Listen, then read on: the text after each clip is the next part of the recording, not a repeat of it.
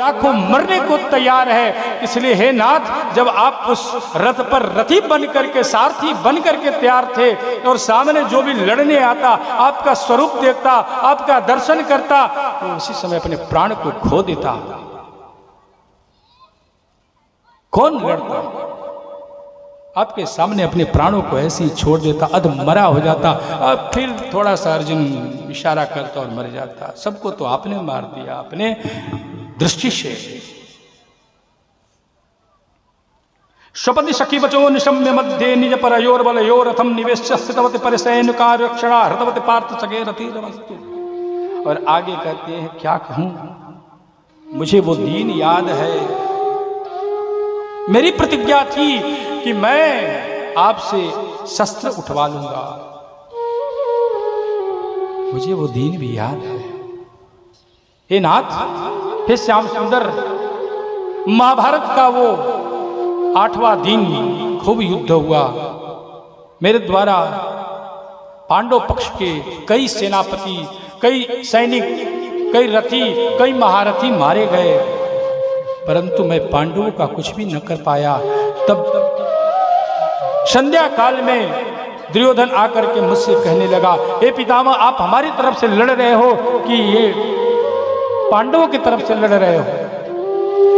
अगर पांडवों की तरफ से ही लड़ना था तो झूठे बहाना करके हमारे तरफ क्यों खड़े हो?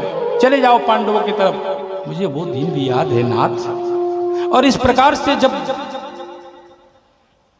दुर्योधन ने मुझे ललकारा तो मेरे अंदर भाव आया कि मैं सामर्थ्य, और मुझे ये ऐसे दुर्योधन आके ललकारा। मैंने प्रतिज्ञा कर ली, कल युद्ध में मैं पांडवों को, 5 पांडवों को मार दूंगा।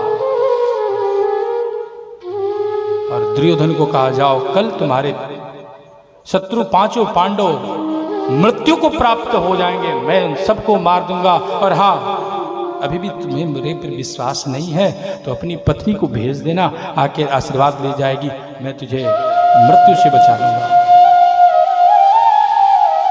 विजय का वरदान दे दूंगा।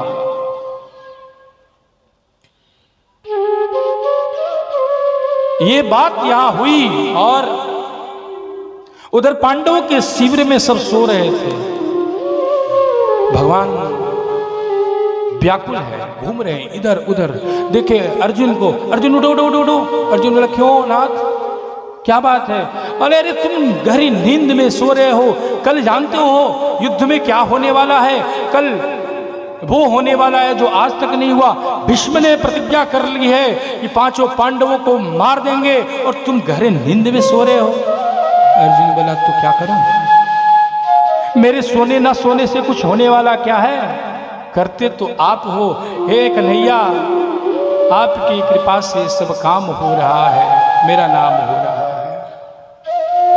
अब भाव आ रहे हैं भजन के, लेकिन समय नहीं है, तो कल कर परसों किसी दिन कर लिए जाएंगे। करते तो आप हो, मेरी आपकी कृपा से सब काम हो रहा है। करते हो तुम कन्हैया, मेरा नाम हो रहा है। करते तो आप हो, तो चिंता किस बात की? मुझे तो सोने दो, गरी नहीं दो। भगवान समझ गए इसको कोई फर्क नहीं, कोई चिंता नहीं। युधिष्ठिर को देखे वो भी सो रहे हैं, सबके सब सोए जा रहे हैं। द्रौपदी को उठाया, द्रौपदी चलो मेरे साथ। और द्रौपदी को लेकर के आए भीष्म के कक्ष में। भीष्म वहां बैठे हुए थे ध्यान में, और द्रौपदी आई, कक्ष के बाहर ही आई कि भगवान की दृष्टि पड़ी द्रौपदी के पादुका पर, चरण पे जो चप्पल पहन रखी थी।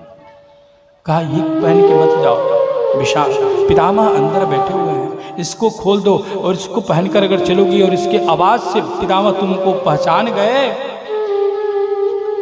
तो हे सखा, उल्टा हो जाएगा सब। इसलिए इस पादुका को खोल दो।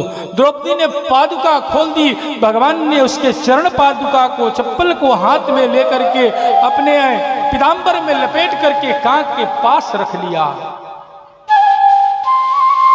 ऐसा नाथ है। हे नाथ, आप वो हो, क्या नहीं करते हो?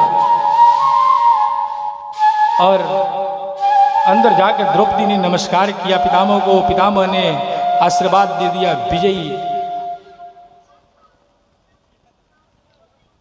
जब द्रौपदी पितामह को प्रणाम की, उस समय पितामह ध्यानस्थ थे, ध्यान में आंख बंद थी और उन्होंने देखा नहीं कौन आया। उनको लगा जैसे दुर्योधन की पत्नी आई है और आशीर्वाद दे दिया।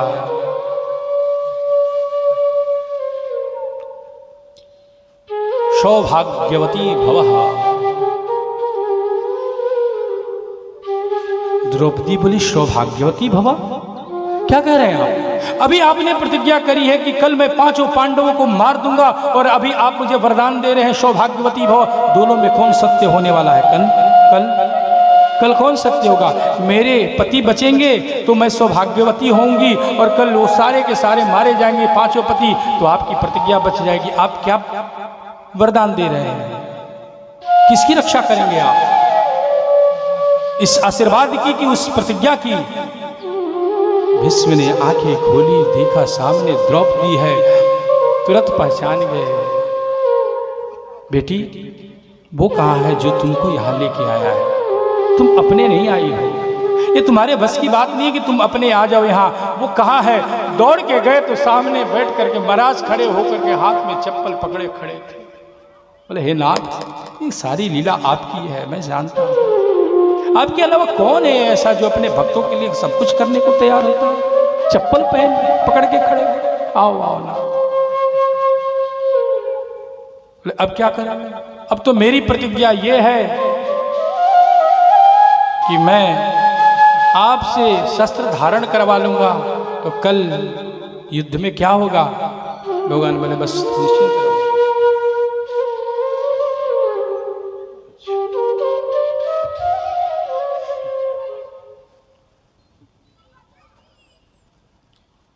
और वहाँ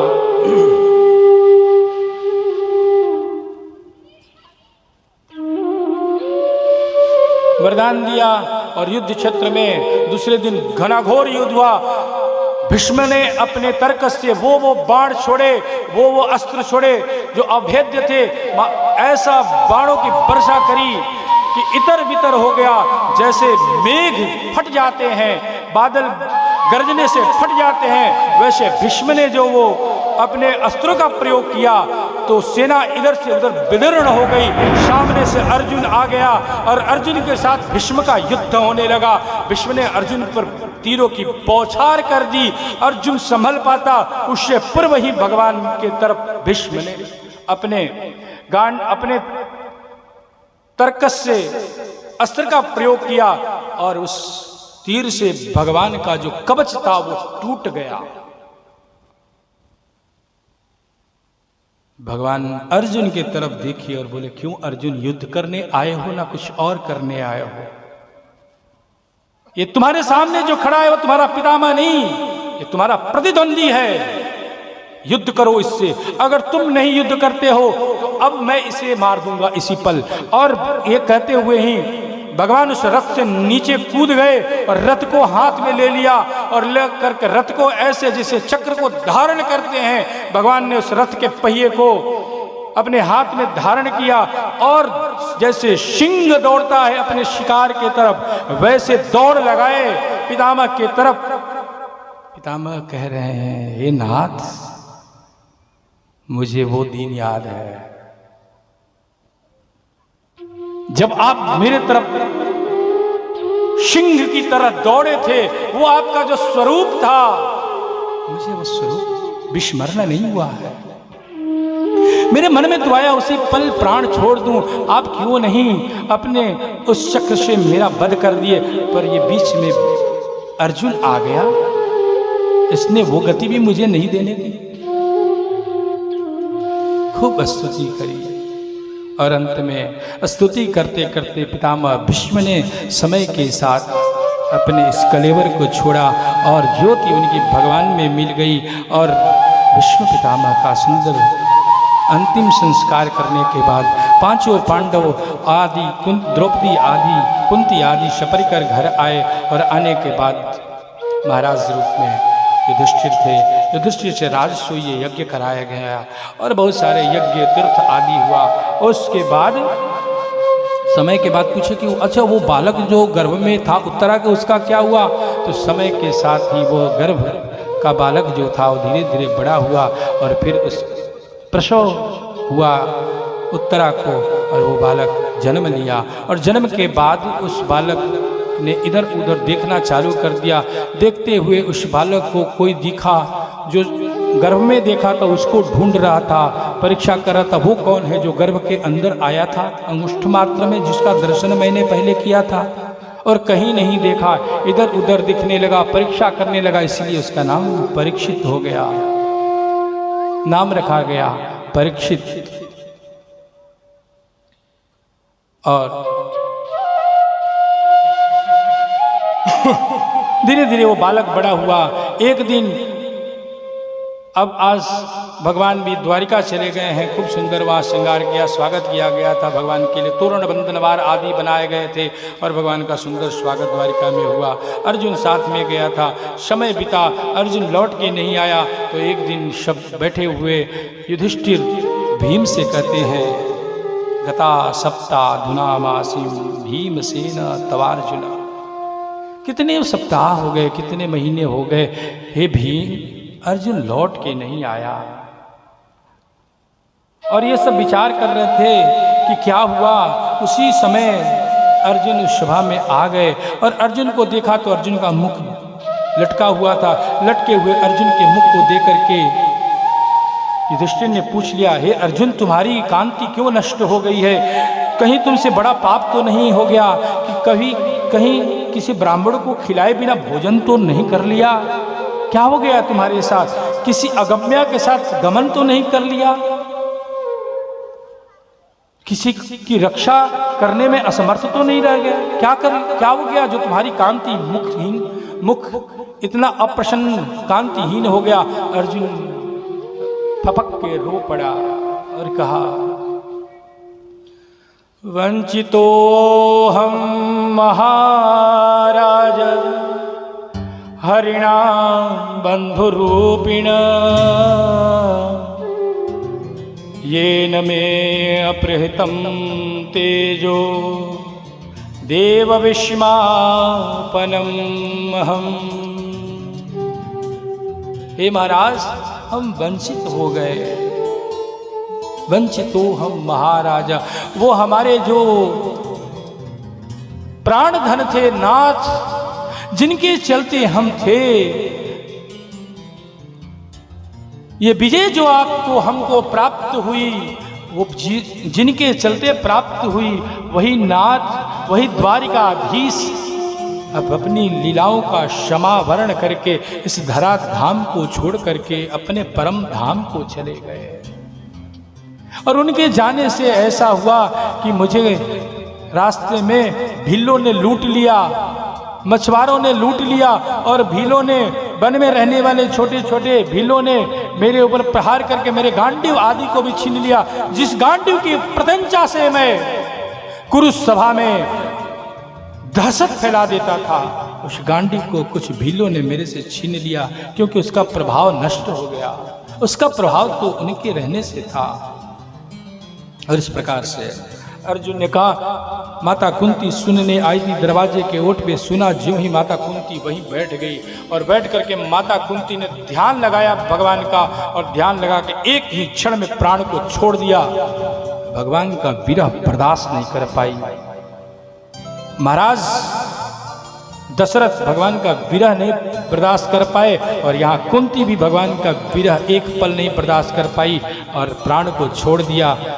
5 से 10 मिनट में समाप्त होने वाली ये कथा, 5-10 मिनट बस। और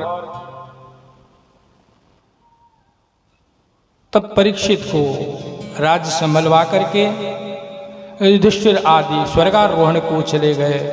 कलयुग का आगमन देखा, चिन्ह देखे, तो महाराज परीक्षित को महाराज बना करके पांडव आदि स्वर्गारोहण को गए। परीक्षित आप राज्य कर रहे हैं। परीक्षित का राज्य श्रेष्ठ राज्य है। सभी दिशाओं में, सभी दिक में जिनका राज्य है, सर्वत्र जिनकी राज्य है, वो परीक्षित हैं। और एक दिन परीक्षित जी घूमते घूमते देखे कि काला पुरुष एक गाय और बैल को मार रहा है और उस समय गाय और बैल आपस में संवाद कर रहे हैं। धर्म रूपी बैल पृथ्वी रूपी गाय से संवाद कर रहा है, दोनों आर्त होकर रो रहे हैं। उसी समय परीक्षित जी ने जब देखा उस काला पुरुष को कि वो अपने कोड़े के प्रहार से दोनों को मार रहा है, तो परीक्षित जी ने धनुष पे अपना तीर लगाया, चढ़ाया और कलयुग को सावधान किया। उस पुरुष को कहा सावधान हो जाओ, अभी मैं तुम्हारा वध कर दूंगा। वो आकर के चरण में गिर गया, चरण में गिरा, प्रणाम किया। शरणागत की रक्षा करना क्षत्रियों का धर्म है। क्षत्रिय धर्म से परीक्षित जी ने उसकी रक्षा करी। बोलो क्या चाहते हो? मेरे राज्य से बाहर चले जाओ। बोला मैं कहाँ जाऊँ? इस धरती पे ऐसा कोई जगह है जहाँ आपका राज्य नहीं है? फिर मैं कहाँ जाऊँगा? कोई आप ही जगह दे दो जहाँ मैं चला जाऊँ। तब परीक्षित जी ने कलयुग को 4 स्थान दिए। अभ्यार्थिता सदा तस्मे स्थानानि कलयो ददौ द्यूतं पानं स्त्रिया शूनं यत्र धर्माश्रिताश्रयः। 4 जगह दे दिए। कौन कौन?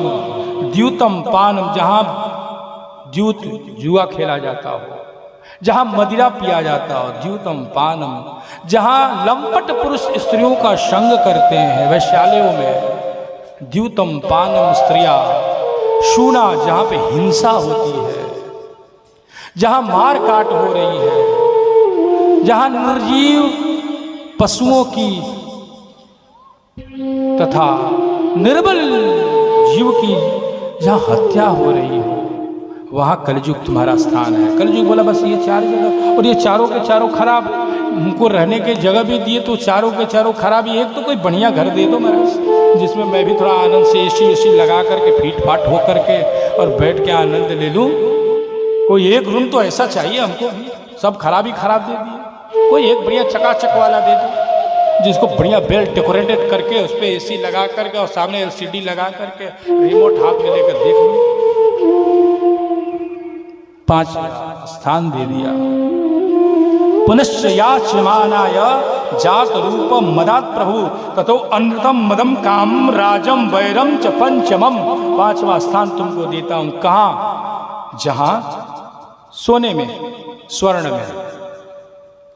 कैसा स्वर्ण? क्योंकि स्वर्ण में तो भगवान का भी रूप है, हिरण्यगर्भः। कहा गया वेदों में भगवान सोना के रूप में है। तो भगवान अगर सोने में है तो ये कलयुग कैसे है? तो बोले नहीं, 5 जगह से लाया गया स्वर्ण जो है उसमें। कौन कौन? ततो अनृतम, बिना किए हुए कर्म से, बिना परिश्रम किए हुए दूसरे के धन को जो चुरा करके स्वर्ण को लाता हो, धन को लाता उस स्वर्ण में। मदम, जो मद में हो, मदांध होकर दूसरे का धन चुराता हो। काम में, जो कामी पुरुष है और धन के लिए, स्वर्ण के लिए दौड़ता है और कामांध होकर धन स्वर्ण को धारण करता है उस स्वर्ण में। तथा वैरी के रूप के यहाँ इस 5 प्रकार के स्वर्ण में तुम्हारा स्थान है। और इस प्रकार से कलयुग को स्थान देने के बाद एक दिन महाराज परीक्षित घूमते घूमते देखे वनगम में गए शिकार करने, और वहाँ देखे तो एक आश्रम था। आश्रम में एक ऋषि थे और ऋषि को देखा, ध्यान में थे, आवाज़ लगाई जल पिलाओ, और ऋषि ध्यानस्थ थे, ध्यान आवाज़ नहीं सुनी। शमिक ऋषि का आश्रम था। राजा समझे परीक्षित की ये दम्भी है। देखो मैं राजा आया और मुझे मेरा सत्कार नहीं कर रहा है। तो उस समय परीक्षित जी ने एक विशेष मुकुट धारण कर रखा था, कल बताएंगे उसकी कथा। तो विशेष मुकुट धारण कर रखा था, इसलिए उसमें कलयुग आ गया था। और कलयुग के प्रभाव से राजा ने उस शमिक ऋषि का अपमान कर दिया। मरे हुए सर्प को ले जा करके उनके गले में लपेट दिया, और जो ही लपेट दिया उसी समय वहाँ कुछ ऋषि बालक खेल रहे थे, जाकर के इस शमिक ऋषि के पुत्र श्रृंगी को कह दिया कि तुम्हारे पिता के गले में मरा हुआ सर्प राजा ने डाल दिया है। श्रृंगी को जब पता चला, उसने जल में स्नान करने के लिए जो नीचे उतरा हुआ था नदी में, उसी नदी के जल को हाथ में लेकर के और परीक्षित और राजा के तरफ को श्राप दे दिया। इति लंघेत लंघेति मर्यादम तक्षका में सप्तमे हनी दक्षति स्म कुलांगार च उदिते में तदद्रुहम इति लंघेति मर्यादम, जिसने मर्यादा का उल्लंघन किया है, इति लंघेति मर्यादम तक्ष में, उसको तक्षक सर्प के दंश से उसकी मृत्यु हो जाएगी। कितने दिन में? तो 7 दिन के बाद। श्राप दे दिया, जल छोड़ दिया। श्रृंगी ऋषि पिता शमीक के पास आए, रोने लगे। पिता के गले से सर्प को निकाला। पिता ने आंख खोली, शमीक ने देखा पुत्र रो रहा है। बोले क्यों? सारी बात बताई। शमीक ने ध्यान लगाया, ओहो क्या कर दिया तुमने? उस राजा को श्राप दे दिया, विचार नहीं किया। जानते हो कौन था? परीक्षित। छोटा मोटा राजा नहीं था, ऐसा वैसा कोई नहीं था। अरे वो ऐसा राजा था जिसको गर्भ में भगवान दर्शन देने गए थे, उसको श्राप दे दिया। ये अच्छा नहीं किया। गौरमुख नामक अपने शिष्य को भेजा, जाकर परीक्षित को खबर करो दो कि तुम्हें श्राप लग गया। परीक्षित जी को खबर आया श्राप लगा है। परीक्षित ने राज का परित्याग किया, कहा अच्छा हुआ जो श्राप लग गया। मेरे जैसे पापी को तो श्राप लगना ही चाहिए, क्योंकि तब मुकुट उतार चुके थे। मेरे जैसे पापी को तो श्राप लगना चाहिए। मैं महात्मा का, ऋषि का अपमान कर गया, और धन्य है ये ऋषि कुमार श्रृंगी, जिन्होंने मुझे श्राप तो दिया, लेकिन मुझे 7 दिन का समय दे दिया। 7 दिन का समय दे दिया, धन्य है ये। और उस समय सब कुछ छोड़ करके गंगा किनारे हरिद्वार पहुंच गए। और जब ये बात सबको पता चली गई और सब लोग वहां आ गए, सारे ऋषि व्यास आदि सब वहां पहुंचे। मेधा तिथिर्देवल देव राटो गादी सुतश्च, सब वहां आए। पिप्पलाद, और आकर के सबने कहा हे परीक्षित, तुम्हें 7 दिन का श्राप लगा है। परीक्षित बोले हाँ। क्या करना चाहिए 7 दिन में? सब विचार कर रहे थे, नई नई बातों को बता रहे, ये यज्ञ करो, ये अनुष्ठान करो, ऐसा करो, वैसा करो, ये करो इस। लेकिन 7 दिन में क्या होने वाला है? जिसकी मृत्यु 7 दिन में है, जो 7 दिन में मरने वाला हो, उसको क्या अनुष्ठान बताना, क्या कहना, क्या नहीं करना? परीक्षित जी बोले क्या करूं? 7 दिन ही मेरे पास शेष है। हाँ जी, 7 दिन ही मेरे पास शेष है, क्या करूं? तब सभी विचार करने लगे। उसी समय भगवान व्यास जी के पुत्र श्री सुखदेव स्वामी, जो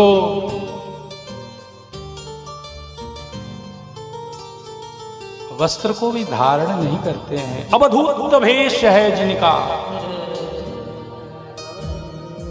अलक्ष्यलिंगो निजलावतुष्ट व्रतस्य बालैरविधूत वेशः, जिनके बाल विकर्ण है, अविधूत है, जिसने शरीर में कुछ भी धारण नहीं किया है, वस्त्र को नहीं धारण किया, निवस्त्र हैं जो, और वो चलते चलते वहां से आ रहे हैं। रास्ते में आते हुए सुखदेव को वहां के कुछ छोटे छोटे बालकों ने देखा। बोला लो ये कौन आ गया? नंगा बाबा आ गया, नंगा बाबा आ गया, नंगा बाबा आ गया। धूल उड़ाने लगे, पर वो अपने ही मस्ती में अवधूत निजलावतुष्ट व्रतस्य बालैरविधूत वेशः आए। सभा में सभी वहां जो बैठे हुए थे, वो सभी के सभी खड़े हो गए। जब सुखदेव जी को देखा, दूर से बालक देखे कि ये छोटा सा नंगा सा बालक को देखे ये लोग क्यों खड़ा हो गया? ये इतना छोटा सा नंगा सा बालक जिसको हम लोग नंगा बाबा कर रहे थे, उसको देख करके इतने बड़े बड़े ऋषि, महर्षि, महात्मा विमलात्मा, ये सब खड़े हो गए। राजा परीक्षित भी खड़ा हो गया। कौन है ये? जानते हैं कौन है? परिचित दिया, परिचय कराया।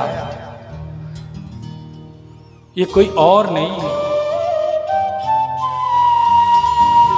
तत्राद्भव भगवान व्यासपुत्रो यदक्षयागामटमानो नपेक्ष अलक्ष्यलिंगम निजलाभतुष्टौ वृतस्य बालैरविधूतवेषः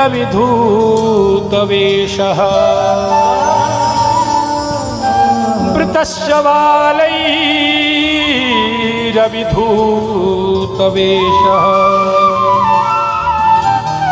बोलो सुखदेव भगवान की।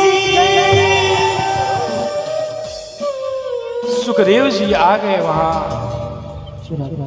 और जो ही सुखदेव को देखकर बिठाया गया, परीक्षित ने चरण धोए। चरण को धो करके परीक्षित ने जल का पान किया, और जल का पान करने के बाद सुखदेव जी, आइए आज सुखदेव की सुंदर महिमा को सुनाते हैं। बोलो सुखदेव जी भगवान की जय। और आज की कथा यहीं पे विश्राम भी होगी। सुखदेव जी का हम सब पूजन हेलो कर रहे हैं। हेलो हेलो और पूजनोपरांत आज सुंदर झांकी भी सुखदेव रूप में आए हैं। क्या सुंदर झांकी सुखदेव जी की, मानो साक्षात सुख रूप में ही आकर विराजमान है। पता नहीं किस घर के ये बालक हैं, जो भी हों एकदम वृंदावन से आए। वाह, और आगे कर लीजिए। Hello hello hello. ये सुंदर झांकी आप लोग इसका दर्शन करें। अनन्य झांकियां भी अब कल से दर्शन कल से तो कथा जो होगी यहाँ ना, वो अमृत वर्षा वाली होगी। भगवान शिव जी का शिवरात्रि है परसों, लेकिन हम लोग शिवरात्रि मनाएंगे कल।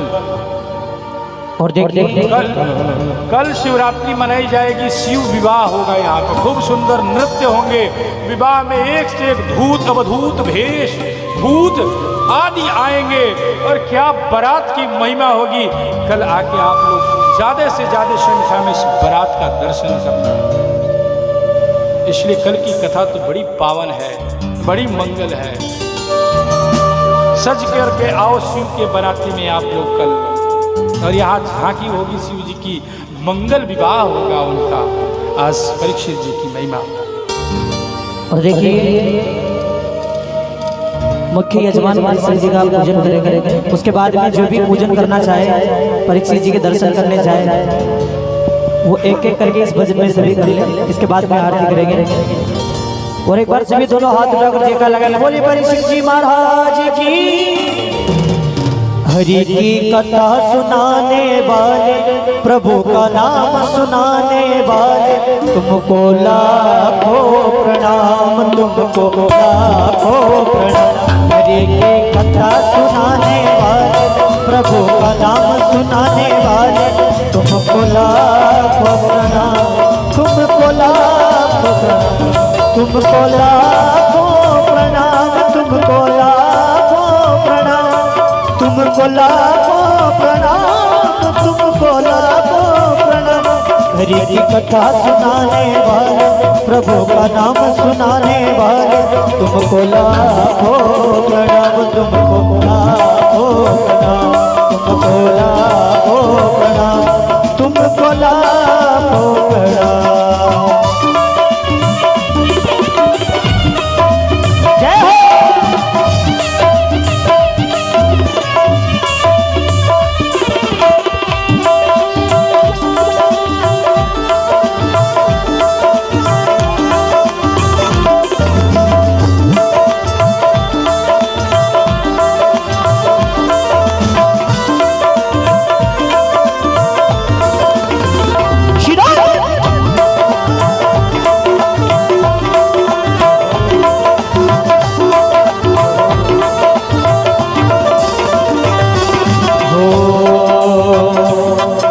हम खोए गए थे वन में और सोए पड़े थे मग में। हम खोए गए थे वन में और सोए पड़े थे मग में। हम खोए गए थे वन में सोए पड़े थे मग में। हो राह बताने वाले, राह बताने वाले तुमको लाखों प्रणाम, तुमको लाखों प्रणाम, तुमको लाखों प्रणाम, तुमको लाखों प्रणाम।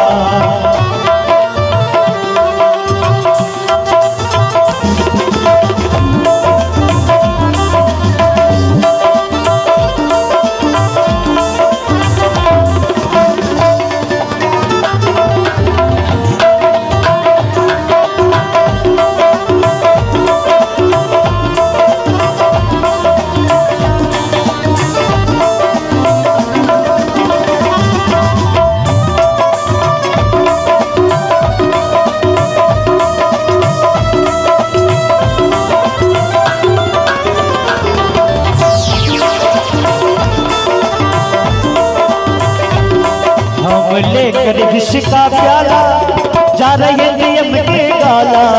हम लेकर विष का प्याला जा रहे नियम के गाला। हम लेकर विष का प्याला जा रहे नियम के गाला। हम लेकर विष का प्याला जा रहे नियम के गाला। वो सुधा पिलाने वाले, अमृत पान कराने वाले, सुधा पिलाने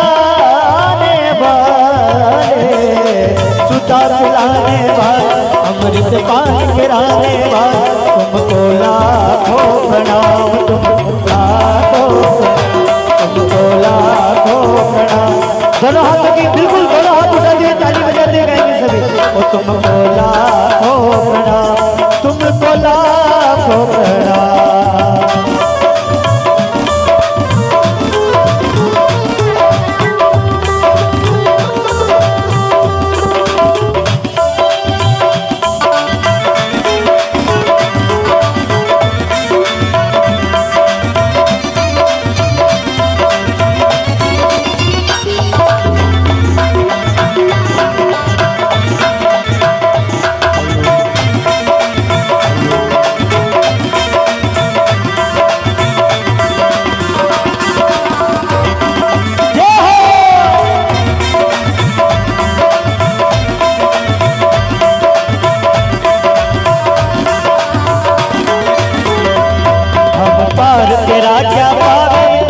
शीश झुकाए गाए हम, पार तेरा क्या पावे बस शीश झुकाए गाए हम। पार तेरा क्या पावे बस शीश झुकाए गाए।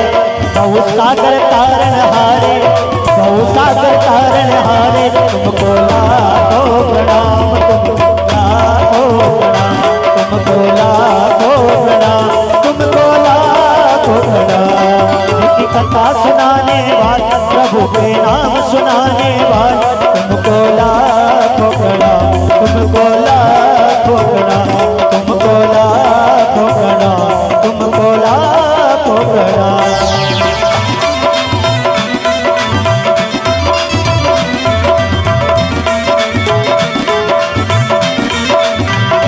तुमको लाखों प्रणाम, तुमको लाखों प्रणाम, तुमको लाखों प्रणाम, तुमको लाखों।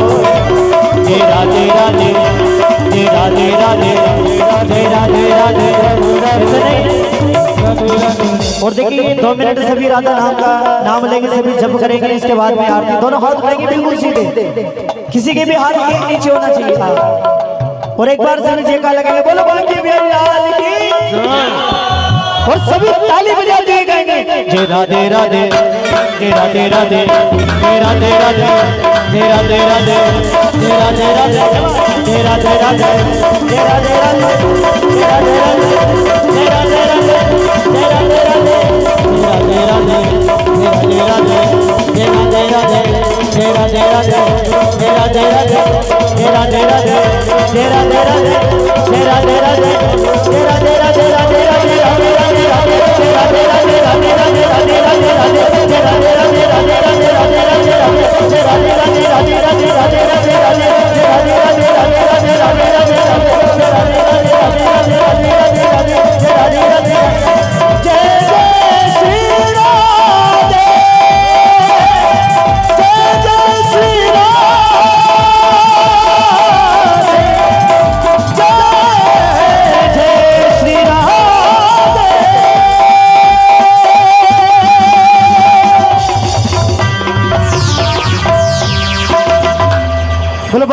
बिहारी लाल की पूरा ये सभी मिलकर आरती तेरी आरती गाओ हे गिरधर तेरी आरती गाओ आरती गाओ प्यारे तुमको मनाओ आरती गाओ प्यारे आपको मनाओ हे गिरधर तेरी आरती गाओ बांके बिहारी तेरी आरती गाओ मोरे मुकुटी प्रभु शीश में शोभे प्यारी बंसी मेरो मन मोय या बंसी तेरे बल बल जाओ बांके बिहारी तेरी आरती गाओ चरणों से निकली गंगा प्यारी चरणों से निकली गंगा प्यारी जिसने सारी दुनिया जिसने सारी दुनिया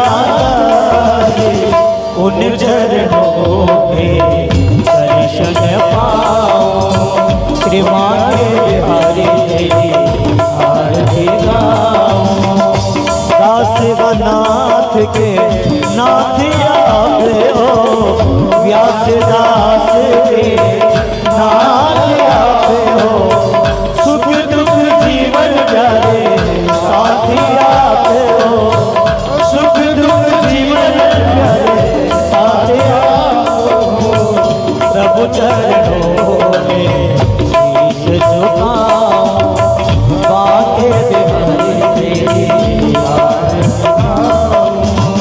श्री गणदास के प्यारे तुम हो श्री गणदास के प्यारे तुम हो मेरे मोहन जीवन दर हो मेरे मोहन जीवन दर हो मैं वास सदा बांके बिहारी तेरी आरती गाओ बांके बिहारी मेरे है गिरधारी कुंज बिहारी मेरे रमण बिहारी बांके बिहारी है गिरधारी बांके बिहारी है गिरधारी श्री